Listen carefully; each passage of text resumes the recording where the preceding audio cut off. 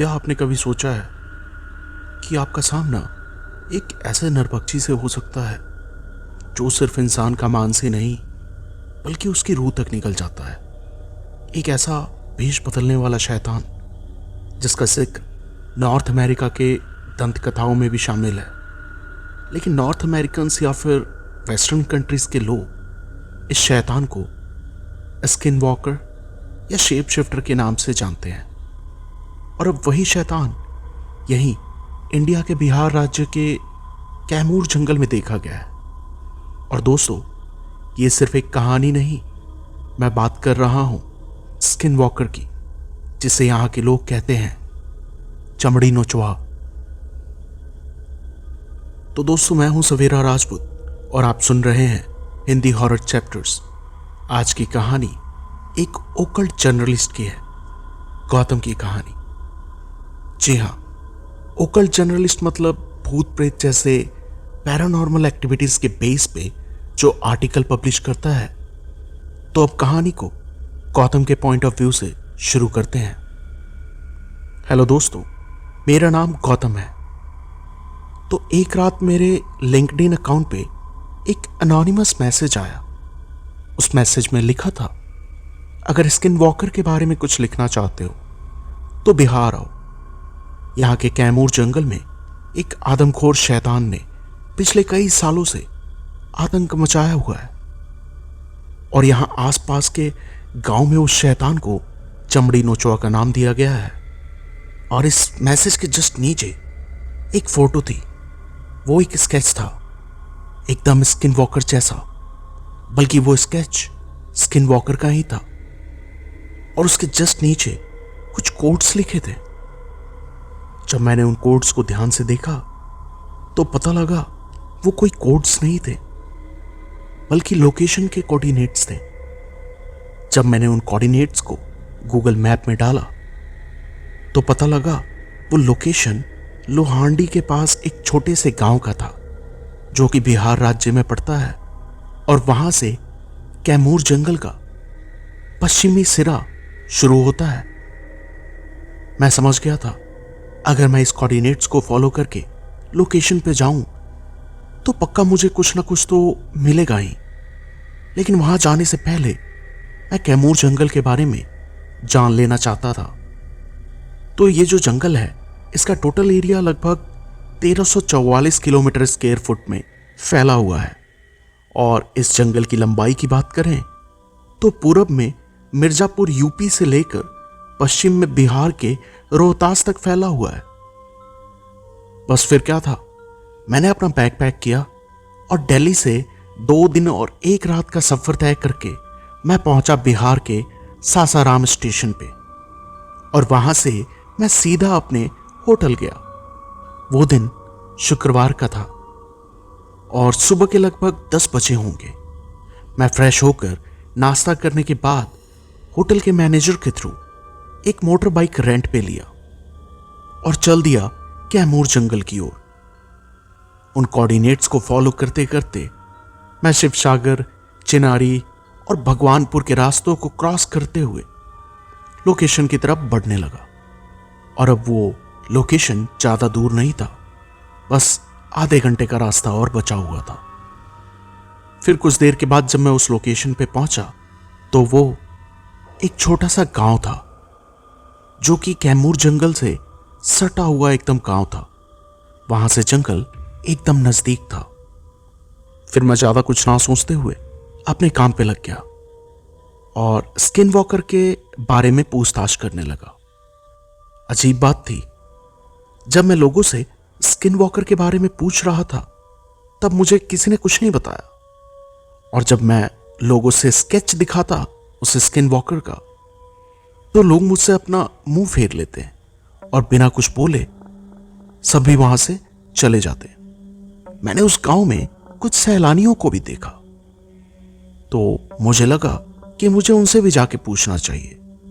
मैंने उन सैलानियों को उस स्किन वॉकर का स्केच दिखाया और उनसे भी पूछने लगा।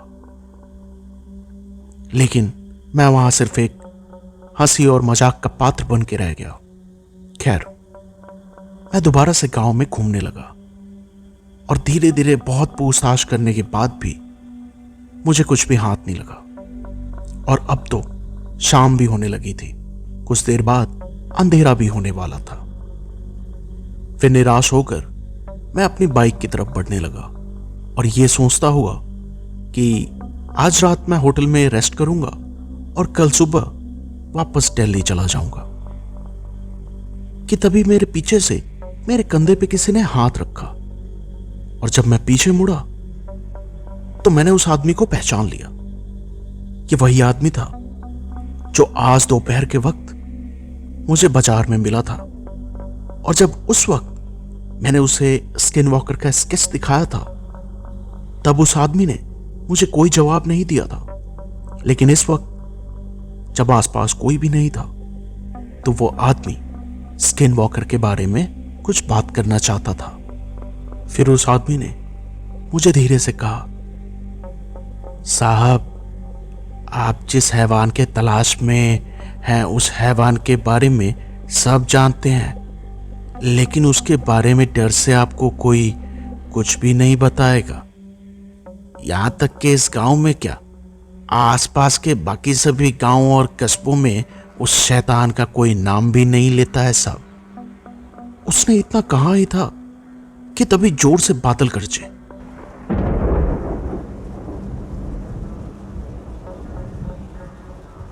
और तेज बारिश शुरू हो गई।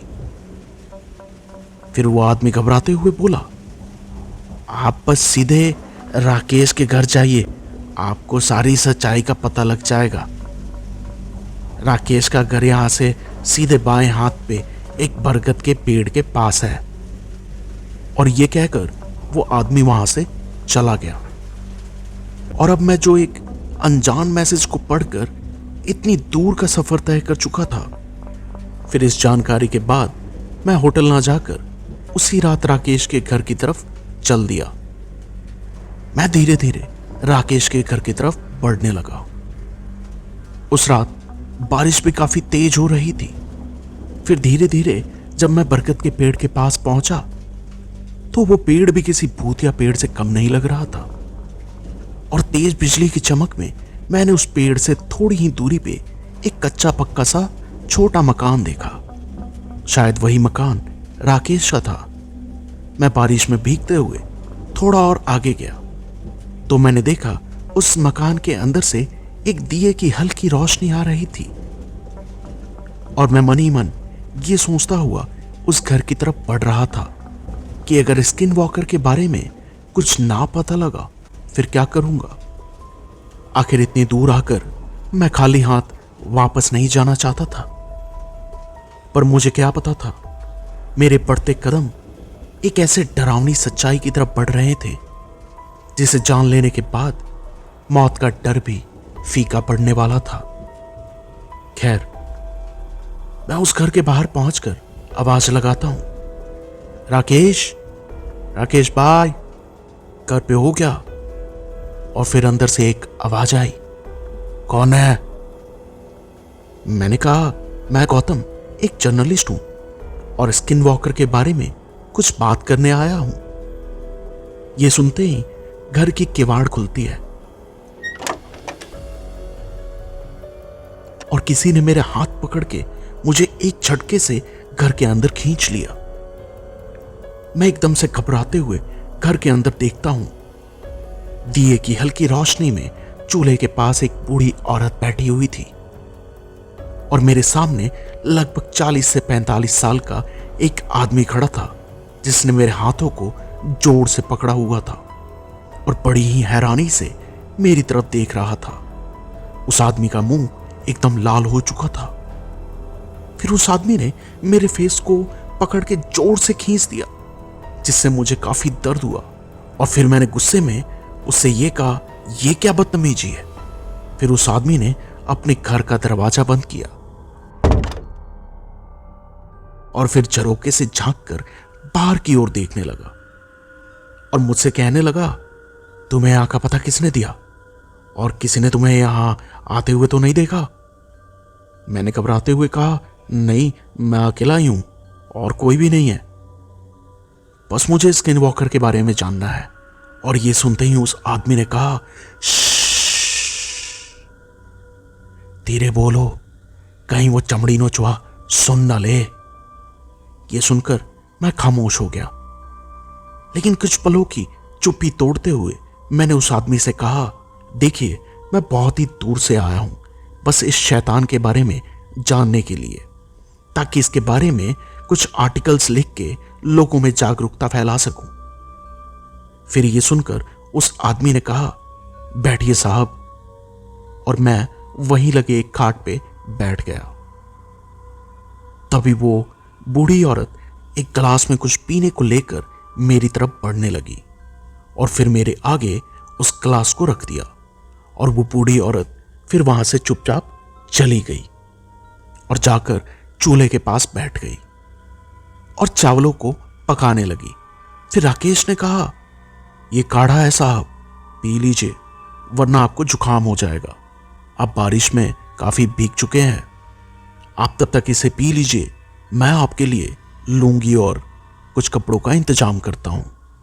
यह कहकर राकेश अपने घर के एक छोटे से कमरे के भीतर चला गया और फिर मैं उस काढ़े को पीना शुरू करता हूं। वो काढ़ा पीने के बाद मुझे काफी अच्छा लगता है। ऐसा फील हो रहा था जैसे सारी थकान मिट चुकी हो। मैंने काढ़ा पीते हुए उस बूढ़ी औरत को कहा, अम्मा, काढ़ा बहुत ही अच्छा लगा, धन्यवाद। लेकिन उस औरत ने कोई जवाब नहीं दिया। फिर राकेश आया और मुझे लूंगी और एक बनियान देते हुए उसने कहा कि वो बूढ़ी औरत उसकी मां है जो बोल या सुन नहीं सकती है। और कुछ देर बाद राकेश की मां घर के भीतर चली गई और फिर राकेश ने मेरे साथ अपनी कहानी साझा करनी शुरू की। देखिए साहब, पिछले कुछ सालों में आदमखोरी की घटनाएं बहुत आई हैं।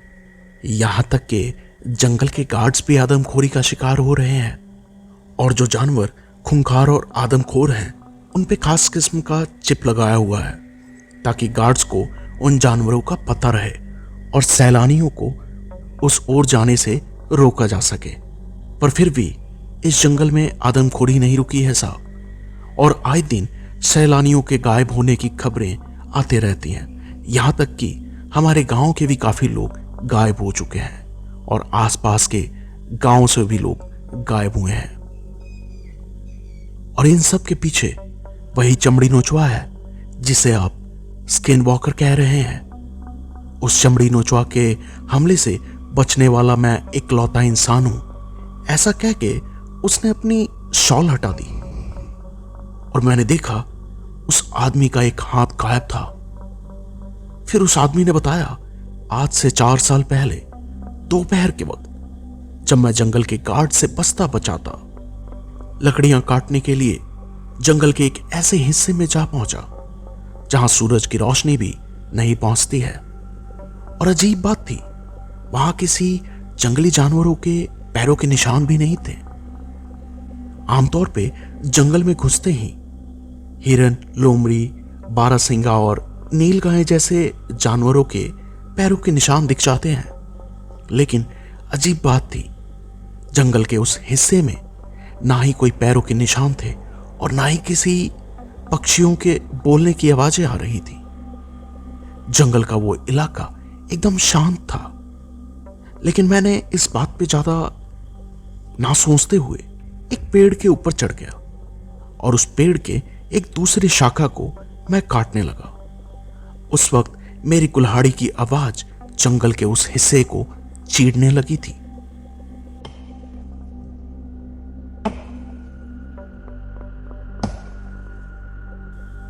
मैं उस शाखा को काट ही रहा था कि तभी मुझे एक अजीब सी आवाज आई, किसी के हुंकारने की आवाज।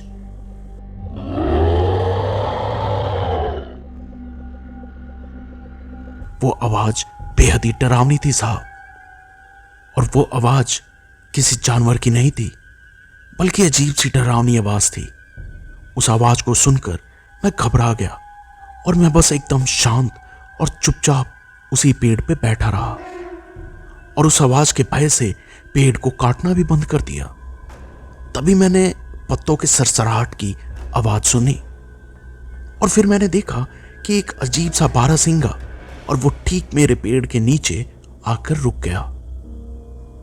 मैंने थोड़ी राहत की सांस ली, ये सोचकर कि ये तो सिर्फ एक आम जानवर है। शायद उस आवाज के डर से ये इधर को भाग के आया होगा, क्योंकि उस हुंकार की गूंज अभी भी मेरे कानों में गूंज रही थी।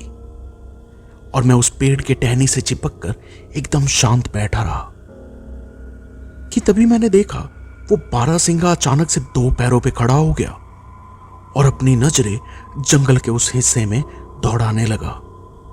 जब मैंने ध्यान से देखा तो पता लगा वो तो चमड़ी नोचवा था, जिसकी चमड़ी एकदम कली हुई थी जैसे कोई लाश हो, और उसके पैर किसी घोड़े के पैरों की तरह थे, मानो जैसे दौड़ लगाए तो एक छलांग में ऊंची दीवार भी फांद जाए।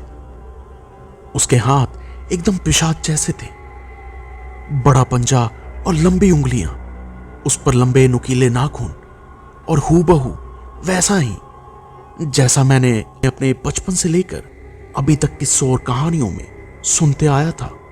वही चमड़ी नोचवा ठीक उस पेड़ के नीचे खड़ा था जिस पेड़ पे मैं बैठा हुआ था, और उसका चेहरा जो मैं अभी तक देख नहीं पाया था, क्योंकि उसने अभी तक पेड़ के ऊपर नहीं देखा था। लेकिन पेड़ के ऊपर से मैं उस चमड़ी नोचवा का सर देख रहा था। अभी भी उसके सर पे सींग लगे थे। मुझे पूरा यकीन हो गया था कि वो शैतान और कोई नहीं बल्कि चमड़ी नोचवा ही था। ये सब देखकर मेरे होश उड़ गए और डर से भयभीत हुए मेरे पसीने का एक बूंद ठीक उस शैतान के आगे पत्तों पे जा गिरा। इतनी कहानी सुनाकर राकेश चुप हो गया। फिर मैंने पूछा उसके बाद क्या हुआ। तभी राकेश ने कहा, श्श साहब चुप हो जाइए। और फिर वो फुसफुसाते हुए बोला, आपने वो आवाज सुनी? मैंने भी धीरे से पूछा, कौन सी आवाज? राकेश ने मुझे चुप रहने का इशारा किया और ध्यान से बाहर की आ रही आवाजों को सुनने लगा। मैं भी ध्यान से सुनने लगा उन आवाजों को। बाहर सिर्फ बारिश की आवाजें आ रही थी और कुछ कुत्तों के भौंकने की आवाजें आ रही थी।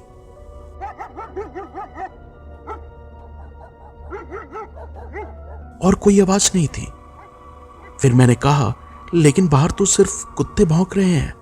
फिर राकेश ने कहा, आप नहीं जानते साहब, ये चमड़ी नोचवा कुत्ता का भेष भी धर लेता है। उसे पकड़ने का सिर्फ एक ही तरीका है, उसके चेहरे को या उसके शरीर के किसी भी मांस के हिस्से को जोर से पकड़ के खींचो। फिर वो दर्द से छटपटाता है और उसी छटपटाहट के दौरान आपके पास भागने का मौका होता है। और छटपटाने के बाद वो चमड़ी नोचवा अपने असली रूप में आता है साहब। फिर मैंने कहा, ओ अच्छा, इसलिए आप मेरे चेहरे को खींचकर चेक कर रहे थे कि कहीं मैं वो शैतान तो नहीं। राकेश ने अपना सर हाँ में हिलाया और अपनी कहानी आगे सुनानी शुरू की। उस दिन मेरा पसीना जैसे ही उसके आगे पत्तों पे गिरा, वो शैतान जोर जोर से सूंघने लगा। लेकिन अब तक उसने ऊपर पेड़ की शाखाओं पे नहीं देखा था। फिर उसने जोर से एक बार फिर से हुंकारा और इस बार उसकी हुंकार सुनकर जंगल के कुछ हिस्सों से और भी एकदम हूबहू वैसी ही आवाजें आई, जिसका मतलब था वो शैतान अकेला नहीं था बल्कि उस जैसे और भी थे। और अब वो हुआ जिसका मुझे डर था। वो शैतान जैसे जान गया था कि मैं उसके इलाके में हूं, और इस बार उसने हुंकार लगाने के लिए अपना सर ऊपर उठाया और जोर से हुंकार लगाई।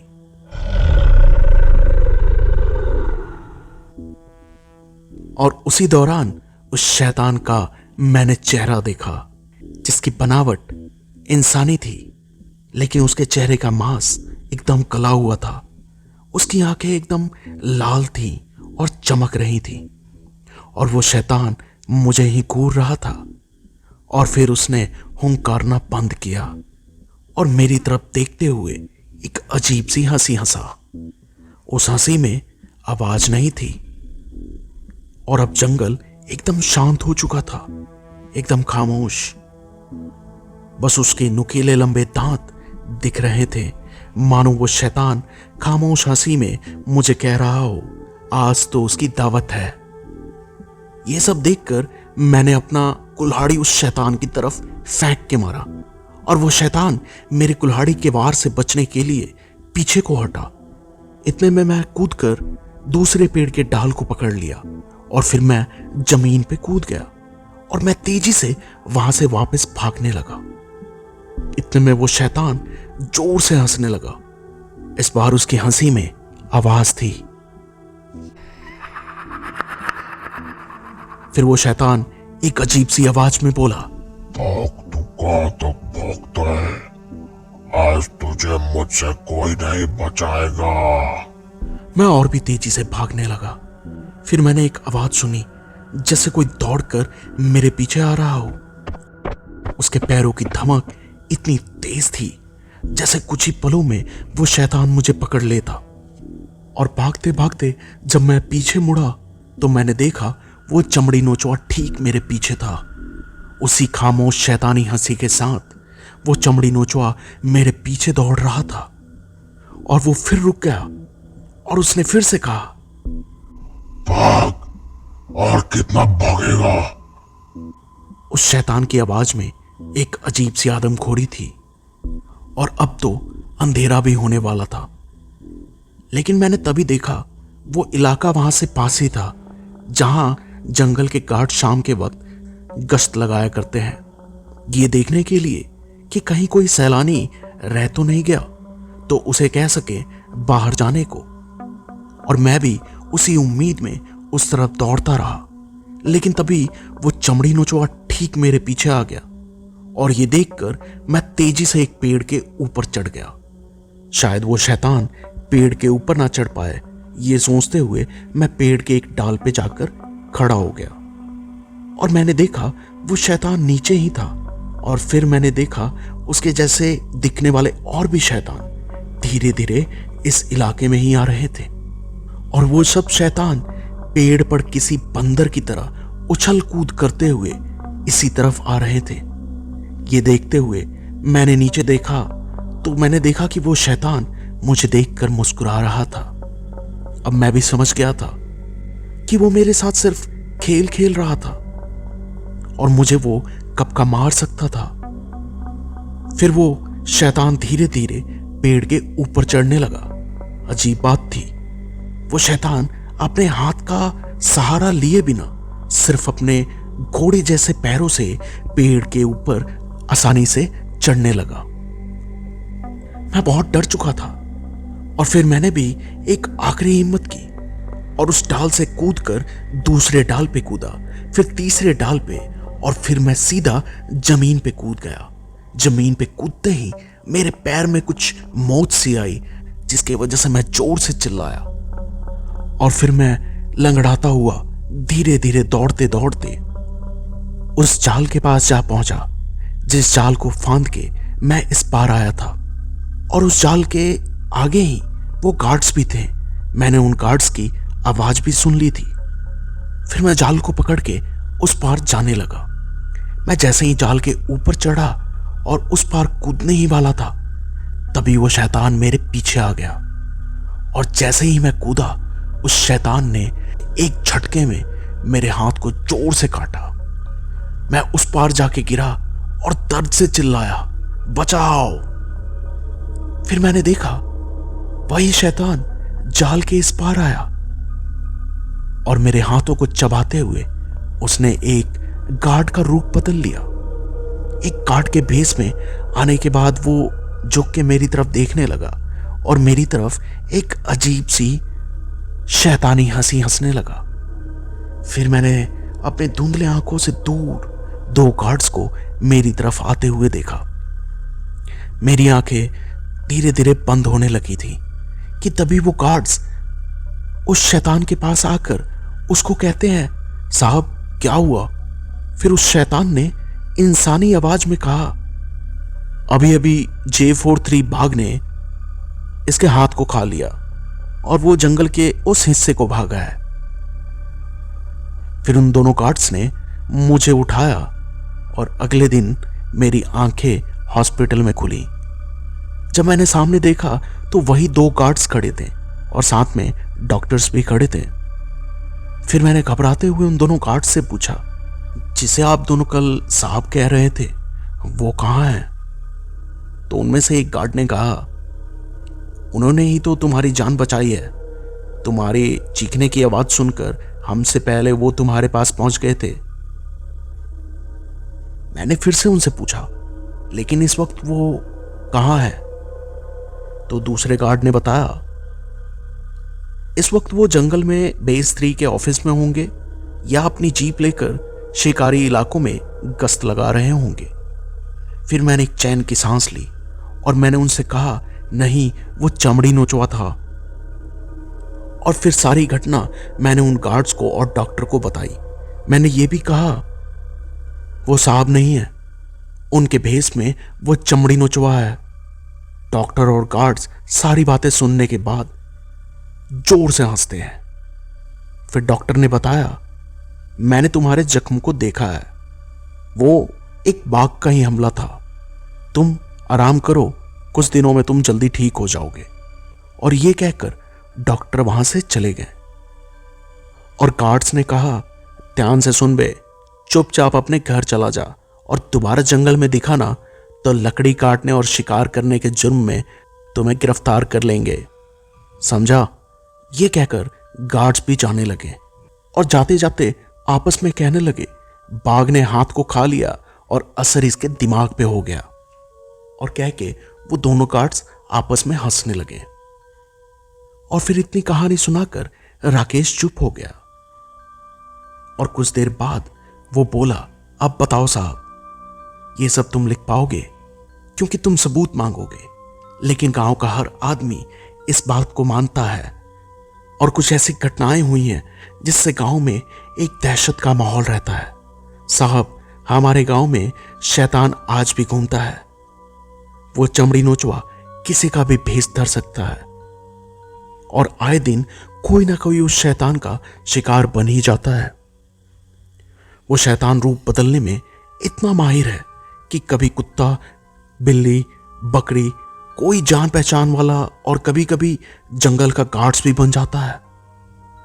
और लोगों के गायब होने के बाद नाम हमेशा पाक का ही आता है।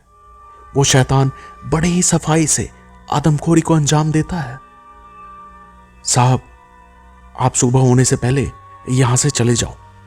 ये खबर आप छापो या मत छापो, लेकिन यहां से चले जाओ और दोबारा मत आना, क्योंकि वो शैतान सब जानता है। फिर मैंने भी देखा, सवेरा होने ही वाला था और फिर मैं वहां से जाने लगा।